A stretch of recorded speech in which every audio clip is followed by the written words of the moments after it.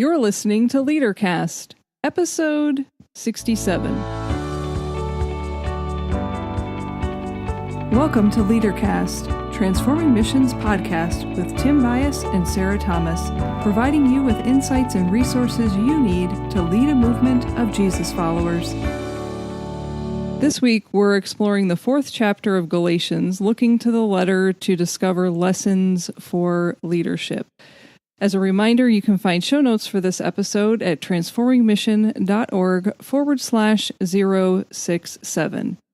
This episode of LeaderCast is brought to you by the resources of Transforming Mission. We help resource leaders to deepen your relationship with Christ, the congregation, and your local community. And we'll say something more about this at the end, but this is our 1-year anniversary. So you can't see us, but we're wearing party hats. You'll just have to believe us, because maybe we're not. Celebrating a year of the podcast, of LeaderCast. That's right. So, Tim, you want to get us started? Sure. As we're looking at the fourth chapter of Galatians and the implications for leadership, I was thinking of it this way. A work of art can affect different people in different ways. And I remember a member of a congregation and a painting he gave to the church. We put the painting in the church office, and every Sunday he attended the 8:00 worship service on Sunday morning. And every Sunday he would come to worship. He would come into the office area and stand in front of that picture, that painting, because he had purchased it and he'd given it to the church. It had special meaning to him. But every Sunday, and I remember watching him watch the painting. There were times he'd stand before the painting as though he were standing before a mirror. He would see something of himself reflected in the swirls and the dabs and the colors. And the reason I think he was seeing himself in a mirror, he would do something about adjusting his tie or fixing his hair. It seemed kind of strange, but he would then sometimes make a comment of how it looked or made him feel. I remember another time that he came in and we'd had a little small conversation, that he stood and looked at the painting as if he were looking out a window. And it was almost as if he weren't looking at the painting, as though as he were looking through the painting or through the canvas into the mind and heart of the artist, who, by the way, he knew personally. There were other times he seemed to see something he wanted to see. It was almost like he was looking beyond the surface, and there were times he would leave with a smile on his face, like he'd been awakened to something deeper. And I often wondered if it might, at those moments, he might have been catching a glimpse of God. Now, when I think of that, of him looking at the portrait or the painting, I think of leadership sometimes as a work of art. That we must understand that our leadership can and should affect different people in different ways. And however we are not performing, but living into our leadership, people sometimes see themselves, or they see beyond themselves, or maybe they even catch a glimpse of God. So in this fourth chapter of Galatians, I was able to see Paul from that perspective. So in Galatians, we have the opportunity to really experience everything that you just said. As a leader, there's a reflection of who you are as a Jesus follower. There's a window to see who you are becoming, and there's also the opportunity to catch a glimpse of God in and through Paul's teaching and encounter with the church. So as we look at this fourth chapter, Paul's looking beyond the law to grace.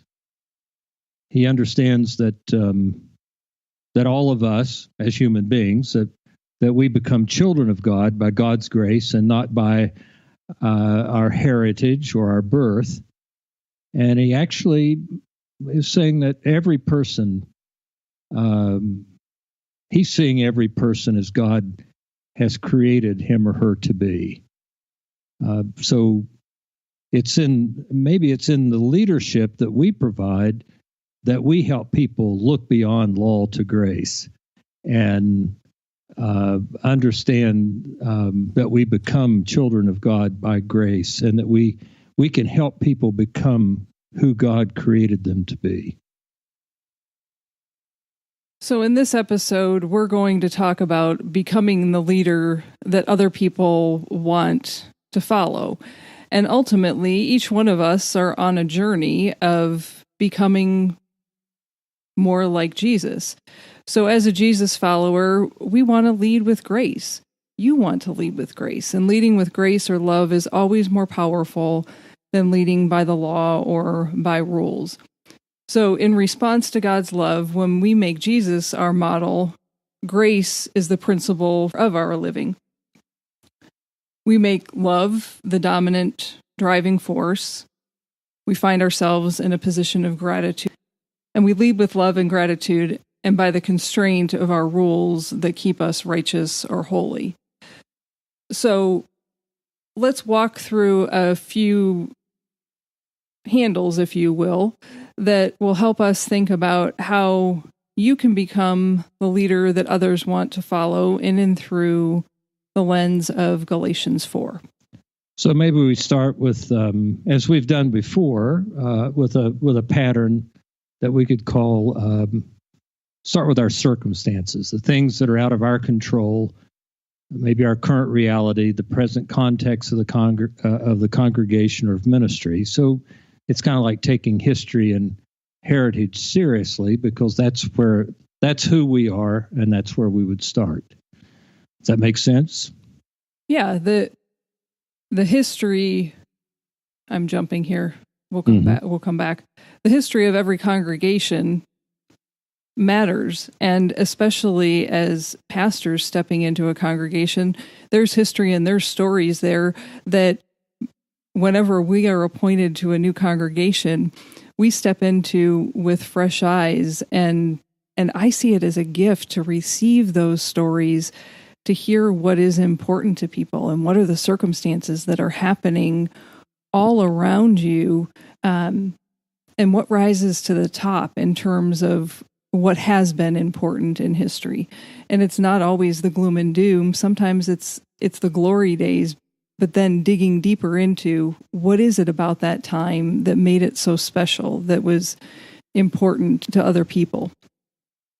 So if we look at that in the context of Galatians, maybe we can try to use our imagination a little bit and imagine generations of being the people of God, and now someone in the name of Jesus of Nazareth gets this strange opinion that it doesn't matter anymore, that Jews and Gentiles are alike, and that thousands of years of what would be considered mistreatment and exile and the burden of trying to be true to God, struggling to be God's people, actually means nothing. Now, I don't think that's the way Paul looks at it, but I do think that when we find ourselves in a situation where there's change, the people who are feeling the change feel like, well, everything that we've done up to this point doesn't mean anything anymore. You're trying to change everything that we've done. And I would say that's a failure to take into account the circumstances on both parties' side, on the leader side and on the people who are saying that's an easy excuse, if I might say it that way, to make. But as a leader, what I would press people to do, if you hear that coming your way, start asking the question, why is someone saying that? Why are people saying that you're discounting and dismissing what had happened in the past, or you're throwing everything out? Is it an emotional reaction? And we'll get there. Or is there something bigger going on there? In the context then, just some things I can list. You'd want to consider family, church, community traditions. You try to imagine that all that the people have ever known and believed it's not a race from the board, but you're trying to get the understanding of why things happen in a church the way they do. And just remember that the people who have been there all of their lives, that their grandparents and their parents and all the things that they've taught them, it's really strange sometimes that when you introduce change or a new direction, it kind of challenges the identity of people. So if you can get a feel for that, then you can and take the history and heritage seriously, naming it as the current reality, that's a good place to start. The only thing that I would add to what you're saying, Tim, is to get to the root of the history and the heritage, the circumstances that are surrounding you, really to drill down into what are the facts, not what are the emotions or the interpretations that someone else has had, but what are the facts of what had happened. I've experienced that especially in organizations, and in our case, the local church, we tend to remember history differently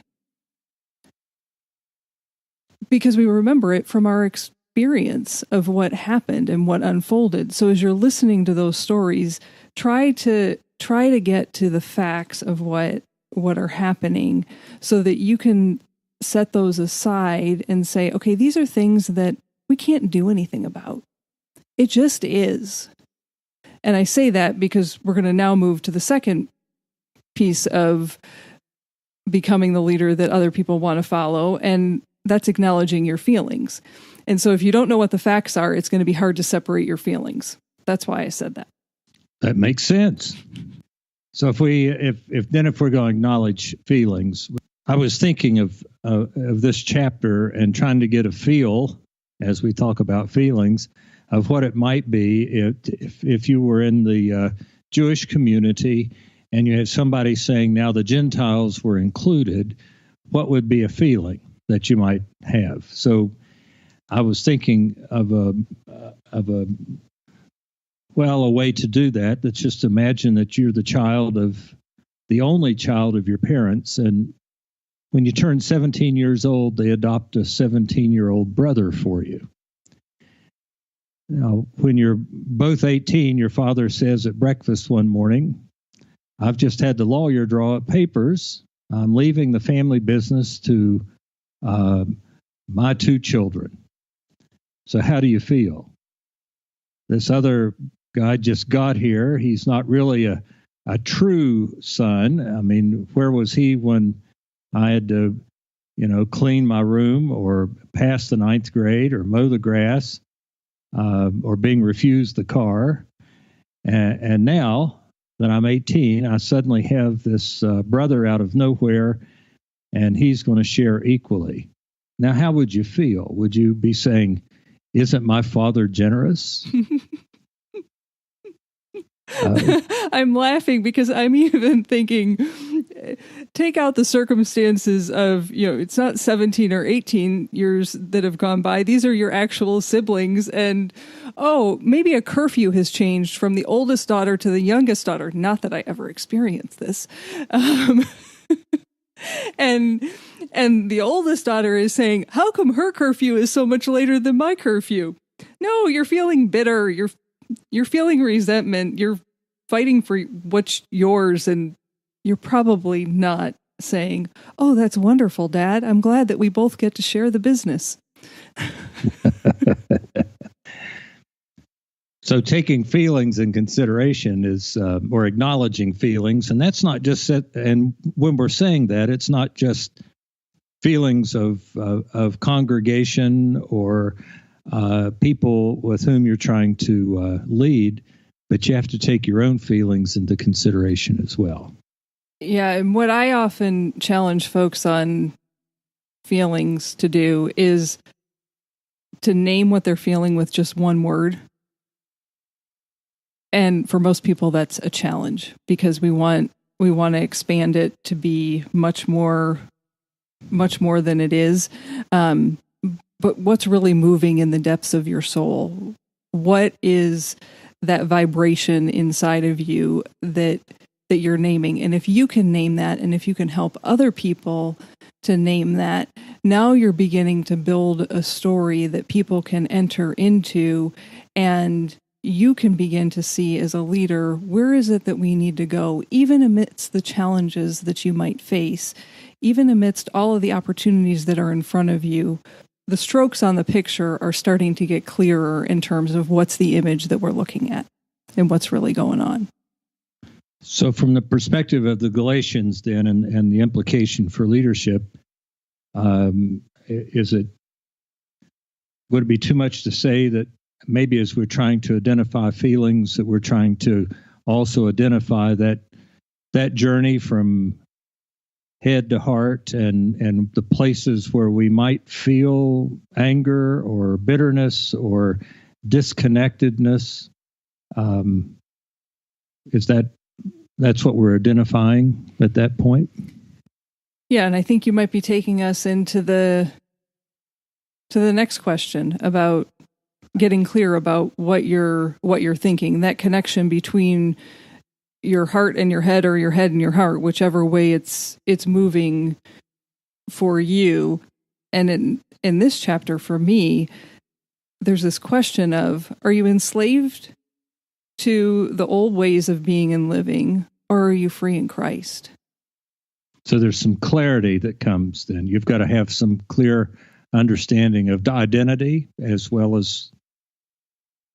I think from Galatians, yes, that's what Paul is pointing to. The big question for me around getting clear about what you're thinking, it comes from Brene Brown, and the question that she asks is, what's the story that you're telling yourself? And what I often say to folks is, we are really, really creative. We make up stories all over the place. We don't think that we do, but we fill in gaps where we don't have the details. We add emotions to stories when we don't know what the emotions are. So getting clear on what the story is that you're telling yourself will help you get clear on your thinking. So you wouldn't be saying that we make up what we don't know. That's exactly what I'm saying. And so until we ask the question, what are you thinking? And here, this is where I think the Galatians weren't clear about what they were thinking. They weren't clear about who they were. They weren't clear about how they were thinking about who they were following. That was all mixed up in this moment in time for them. And Paul was coming back to him with this letter saying, let me help you. Let me remind you of what I taught you. Let me remind you that I invited you to follow Jesus. That's what I'm inviting you to do. Whatever cults you've been a part of, whatever ceremonies you've been a part of, all of those things brought you to this place, but now Jesus is taking you into the future, and Jesus has given you a new identity and a new creation. That's who you are. They're not yet there in their thinking. And so now we can see the gap in the picture that Paul is seeing, and between what the Galatians is seeing. This is where he needs to fill in for them. Here's what it means to be a follower of Jesus. Are you going to be a part of that, or are you going back to your old ways? None of us have ever said that as pastors to folks in local churches. I'm certain of it. As we take seriously our history, our heritage, our circumstances, the things that we can't change, acknowledge our feelings, get clear about our thinking, then we can really talk about what we want to accomplish or the result. Can I throw another one in there? Sure. What actions are you going to take? Or what are you going to do to get there? Is that what you're saying? Yeah. What I'm thinking is what were the Galatians doing or not doing that was making following Jesus unclear for them? They were going back to their old behaviors. They didn't yet see because they weren't experiencing this new Christian community. But would I be confusing things too much if I were taking the context of the Galatians and going back to the ceremonies, to the activities that they were doing, and taking that truth into our day, and say that we sometimes go back to just doing projects or programs and being busy, thinking that may be more ministry than the relationships that we develop with people in the community, and offering a Christ and kind of way out of that relationship, instead of being a lot of activities and then being frustrated because people don't respond the way we want them to. Would that make sense? That makes a lot of sense. And naming all of those things are especially important in light of the last question that you have, because if all of that activity that is happening isn't driving you towards the results that you want, my question is, why are you doing it? Because all it is activity. And what are you making in that? Busy, tired people. Well, so Paul acknowledges, going back to the ceremonies, the remembering of the special days, and that's all part of a religious activity. But when he's talking about grace, it goes far beyond that. Yes. So are you ready to move to the last one? I'm ready. So the last question is, what is the result that you want? What's the goal you want to achieve? Or said differently, what's the mission that you're going to live into? So as we're talking today, it's how are you going to become the leader people want to follow? That's the question. At least that's what I thought we were going towards in this podcast. So there were several things that we have talked about in podcast over the past year, since we're celebrating our first year today. One of the things that we would hold before any of us is that we would lead with integrity, that we would always choose to do the right thing because it is the right thing. And there's a place in there where we have to know who we are in relationship to God. So it's our identity and our relationship with God through Christ and in the community. And even if you're in the situation where no one else is going to see or know, the reality is you will know and God knows. So always lead with integrity. So I think people heard us say it when we were getting this episode started, but I want to say it again. You're walking us through how we go about getting the results that we want. The results that we want are to be and become followers of Jesus, to become more who Jesus would have us be. I'm saying this several ways intentionally, to live into our mission of making disciples of Jesus Christ and transforming the world. And the first thing we need to do that, if we're going to live into that mission, and that's what we want, is to lead with integrity. I know you've told a story, Tim, of maintaining that integrity that sticks with our theme of a painting and becoming the person that... So staying with the theme of painting, yes, that's the story of Michelangelo at the Sistine Chapel. There were people who, because it took so long and it was such a tedious job, there were people who harassed him for the time that he took at paying attention to the details that no one could see. I mean, he was painting the ceiling of the chapel, and people were feet below looking up, and they would ask him, "Who will know these details?" And he answered, "I will." So it's being true to yourself of who you are created to be. And that's really what integrity is. Being the person God created you to be and living that out so that you are true to yourself. Another one that we've talked about over the podcast is to risk trusting and being vulnerable. One of the things in our culture right now is we do a lot of talking about privilege, and I'm not going down the path of privilege, but if we're in a position of leadership, there's a place where we've got to set privilege and perks and the things that we feel like we've earned aside sometimes. That it's not a matter of having position or power. It's a matter of relationship. So there comes a place where we set these things aside and become, again, trusting God's work in us, but trusting the people around us to be able to develop the relationship where people could say, it's good being with you, and it's good stepping with you and where we're going in the future. That's one way I look at it. To be the kind of leader that people want to follow, it's not always insisting on your own way. I think when Paul wrote to the Corinthians, it's not insisting on your own way. It's a time to love your neighbor as yourself.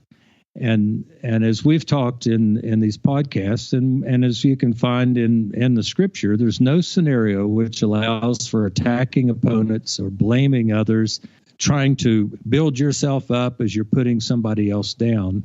Again, if you know who you are, there's a matter of self-awareness. If you know who you are and you know why you're doing what you're doing, and you're doing it out of love, what difference does it make if you get your way? That's part of what I'm thinking about being the leader that we need to be. Well, if the result that you're focused on is on becoming more like Jesus, I sound kind of crass saying this, but it's not about you. It's about how are you helping other people to become more of who Jesus would have them be? If it's about you, you've become the mission. And one of the things that I've said over and over to churches and to pastors is, if the pastor becomes the center of attention, then we're no longer focused on the mission.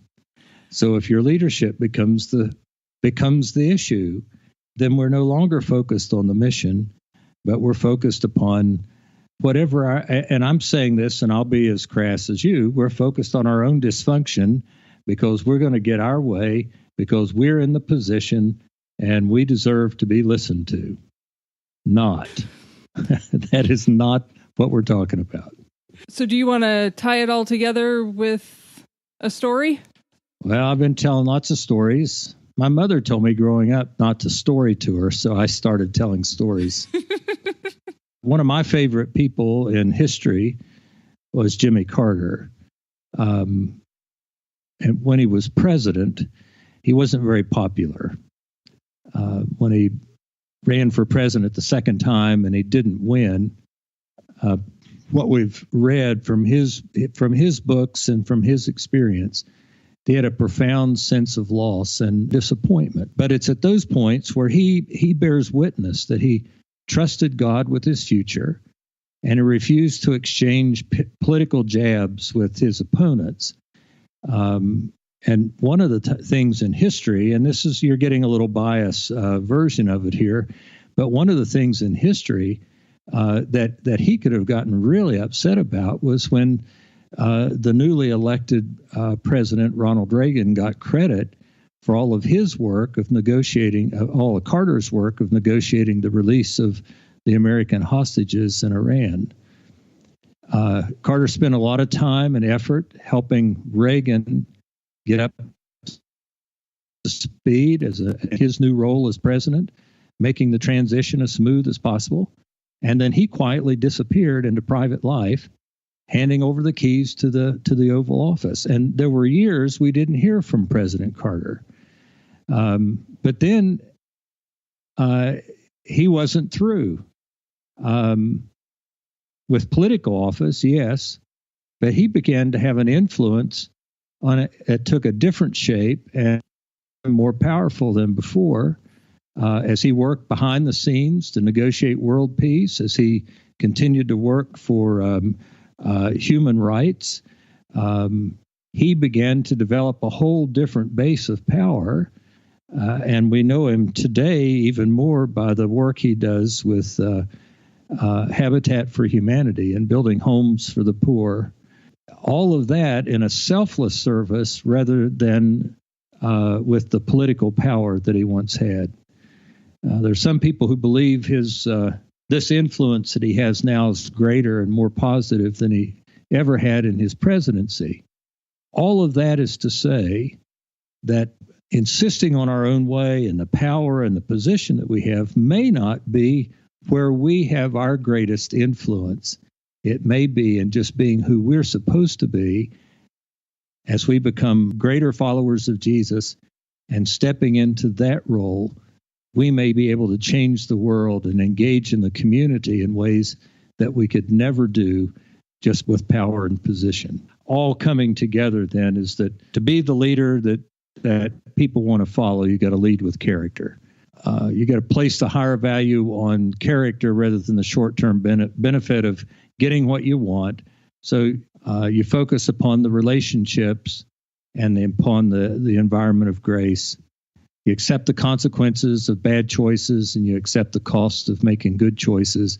And at those points, then what you've done is actually become the leader that people want to follow. Yeah, and in that last one, that leading with character, when there is consistency there, that's when you're going to continue to build trust with folks, and folks will not only see you as someone that they can be more vulnerable with, but that you can be vulnerable with in your leadership. And we've said this in previous podcasts, but I'll say it again here. We're not talking about airing your dirty laundry when we talk about vulnerability. We're talking about risking emotional exposure with folks, the uncertainty that comes with that. So if we want to become the leaders that people will follow, the question is, what portrait are you painting with your leadership? What do those who follow you see in and through you and because of you? What are you reflecting back to them? By God's grace, we're restored to the image of God. We become new creatures in Christ, and as new creatures, Christ dwells with us, within us, and shapes us and our lives in the image of God. So, Tim, you want to walk us through again and remind us the big buckets that you identified in terms of becoming the leader that others want to follow from Galatians 4? We're going to take our history and heritage seriously. That's what we've been calling our circumstances or our current reality, the things that we can't control or change. And as you've reminded us in this podcast, we're looking at the facts and not just our interpretation of feelings. When we do that, then we're able to acknowledge our feelings or to acknowledge what we're feeling in the midst of the context. And as we and as you reminded us too, if we can be as clear about our feeling as naming it in a word, then we come to the place where we can have clarity of our thinking, where what we are thinking is the reality. That so we've moved from our context to a feeling to thinking, and then we're able then to talk about the actions we want to take that gets us to becoming who we said we wanted to become. And this podcast, anyway, to be more like Jesus, or as we become more like Jesus, become the leader people want to follow. Let me remind you that you can find show notes for this episode at transformingmission.org/067. And if you haven't yet signed up to participate in the Galatians reading plan, you can do that at transformingmission.org/Bible. We are grateful that you have been with us, whether it's been for 2 or 3 weeks, whether this is your first week, or whether you've been with us from the beginning. We have been on a journey for the past year, and we are grateful that today we get to celebrate with you the 1-year anniversary of LeaderCast. So thank you for being on this journey with us and continuing to grow in your leadership and your faith as you continue to deepen your relationship with Christ, your congregation, and the local community. We hope that over the course of the next year, we'll help you continue to do all three of those things as we continue to grow and become more of who Jesus would have us be as well. So thank you. Yes, thank you very much. Now go lead a movement of Jesus followers. Bye for now.